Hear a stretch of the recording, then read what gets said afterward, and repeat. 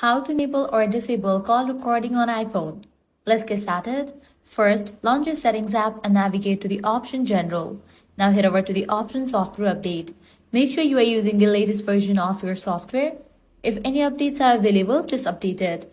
Now head back, go to the main page of Settings, scroll all the way down and navigate to the option Apps. Now from this list of apps, find Phone. Once you find it, launch it. Now here you're gonna find this option called recording. You can toggle on for this option if you wanna record calls. Likewise, if you wanna disable it, you can disable for this option called recording. In order to record the calls, whenever you are in call, you're gonna get this kind of icon at the top left. You'll need to click on that. With that, recording will start. And once you're done with the recording process, you can click on the pause icon. With that, the call recording will be saved.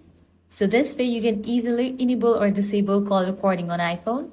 If this guide helped you out, do not forget to like, share, and subscribe to our channel. Thanks for watching.